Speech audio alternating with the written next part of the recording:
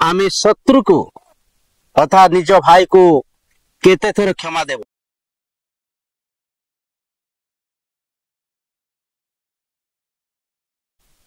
प्रभु को नाम गौरव हो। प्रभु यही समय देइछन्ते आपण मानक पाए एवं मो पाए बाइबल किसी शिक्षा पाइबा पाए प्रभु को नाम धन्यवाद बा संगे संगे जेते जन ये चैनल देखुछन्ते समस्त को मोर नमस्कार। एक महा विषय देखिबा जहा कि बाइबल रे बहुत प्राधान्य दिया जाइछि। पृथ्वी रे सब किछि मिली पारिबो, सब किछि देई हेबो, किंतु जो विषय लेखा जाइछि ताहा देवाटा कष्ट एवं नेबाटा मध्य कष्ट, ताहा हेउछि क्षमा। प्रिय प्रभुଙ୍କ लोक माने ए क्षमा यीशु ख्रीष्टଙ୍କର जीवन काल मध्य से निजे अंगरे अंगरे निभैछन्ते। ता सहित शिष्य मान को मध्य ए क्षमा विषय शिक्षा परामर्श देइछन्ते। जेहेतु शिक्षा देवार कारण हैला जन को क्षमा देवा बहुत कष्ट एवं क्षमा पाइबाटा मध्य बहुत कष्ट। सेति पाई ता जीवन काल मध्य शिष्य मान को सहित रहु रहु शिष्य माने यीशु ख्रीष्ट को पचारले आमे शत्रु को अर्थात निज भाई को केते थर क्षमा देव। 18 अध्याय 22 पदरे लेखा अछि कि 7 थर पर्यंत शिष्य पचारले 7 थर पर्यंत यीशु ताहाको कहले तुमको केवल 7 थर पर्यंत न कहू नहीं, मात्र 70 गुण 7 थर पर्यंत अर्थात 70 गुण 7 थर पर्यंत क्षमा देवा को हबो। तार अर्थ हैला जीवन रे जेते दिन पर्यंत पृथ्वी रे अछु सेते दिन पर्यंत क्षमा देवा को पड़िबो। ए क्षमा आज पृथ्वी रे बहुत कम, देवाटा कम एवं नेबाटा मध्य कम। केही का को नम्र करिया इच्छा करू नाहंती। जदिओ क्षमा मागिबी तेबे मोर ओजन कमी जीवो, जदि क्षमा देबी तेबे से आ मोठार बड़ हो जीवो। एही पर चिंता भाव नहीं कि आज पृथ्वी रे क्षमा देवा नेबा बहुत कम अछि। सेही दिन यीशु ख्रीष्टଙ୍କର शिक्षा को स्टेफान निजे अंगरे निभैथिले। आपण माने जदि पढ़िबे बाइबल रे लेखा अछि ता अछि प्रेरित पुस्तक 7 अध्याय 60 पदरे लेखा अछि।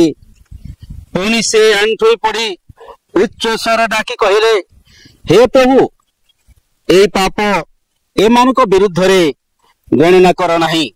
से यहाँ कहे महानिद्रा प्राप्त हेले।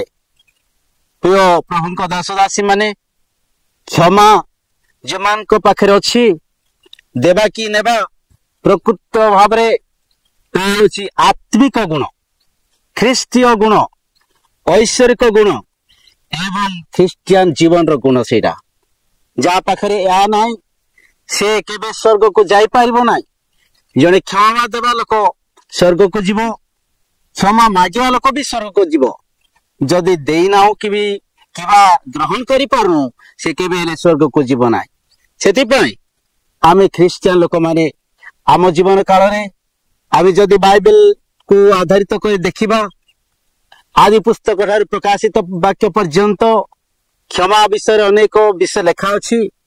व्यवस्था जुग रे क्षमा अन्य धारा रे थिला, जाकि जदि जनकर गोटे आखि फुटाई दिया जाए तेबे से लोक आउ जन को आउ गोटे आखि फुटाई देबार। किंतु ए प्रकार नहे, यीशु ख्रीष्ट आसिला पोरे से संपूर्ण भाव रे ताको संशोधन कले। कहले जे जने जनक विरुद्ध रे पाप कला किबा कौन से अत्याचार कला तेबे ताको तमे अंतर सहित क्षमा दियो। आज ख्रिस्टियन आमे कि प्रकार ख्रिस्टियन आमे प्रकृत भाव रे यीशु ख्रीष्टଙ୍କର आज्ञा बहुत जीवन काटु चुके। आमे केते जन को क्षमा देइछु जीवन काल तो निश्चित भाव में भूल अच्छी आम केते जन को क्षमा मागिछु जेहेतु जीशु ख्रीस्ट सप्तवाणी भितर से शेष थर पाए बोलिकी शिष्य मान को अति सुंदर भाव में कहले जे प्राण जीवा पूर्वर निजर आजीवन काल मध्य से शिष्य मान को मु शिक्षा देखी मरबी कहीकि कहले जहाँकि लोक पुस्तक 23 अध्याय 34 पदरे कहले जे जो माने तांको मारुछंती एवं जो माने तांको ताड़ना करुछंती तांको प्राण आ जीवा पूर्वरु प्राण व्याकुल हो जाउछि तथापि मु ए लोक मान को जदि क्षमा देबी नाही जदि देबी नाही ए माने क्षमा परमेश्वर ठारू पाई पारबे नाही एथि पाए से निजे शत्रु मान को कहले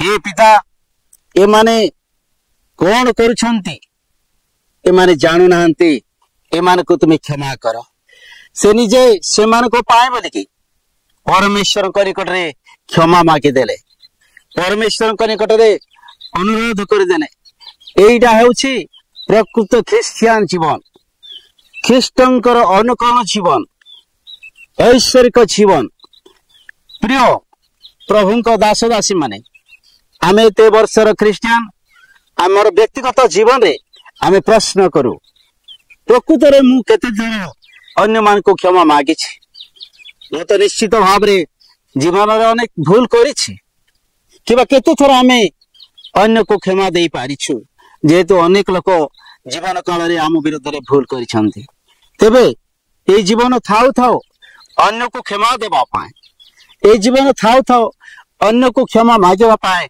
आमे शिखिया पाए चेष्टा करिबा तेबे प्रभु आमान को आशीर्वाद करिवो एवं आमर सेही गुण चारियारे विस्तारित हबो आम जीवन रे शांति आसीबो आम जीवन रे अन्य को प्रेम करबा पाए शिखि पारिबा जा पाखरे क्षमार गुण नाही ता जीवन रे शांति नाही ए सब बेले लोक मान को सहित शत्रुता मनोभाव से केबे हेले मिसी पारिबो नाही से सब बेले अन्य मान को सहित अलगा रहिबो एथि पाई आज रे संक्षिप्त वाक्य द्वारा आपण मान को मो अनुरोध करूछि आपण माने दया करके निज जीवन रे क्षमा देबा पाए एवं निज जीवन रे क्षमा मागिया पाए चेष्टा करंतु मध्य आउ आपण मान को जदी भलो लागुछि भिडियोटी आपण माने जदी आपण मान को ए भिडियो भलो लागुछि कमेंट करंतु एवं सब्सक्राइब मध्य करंतु धन्यवाद।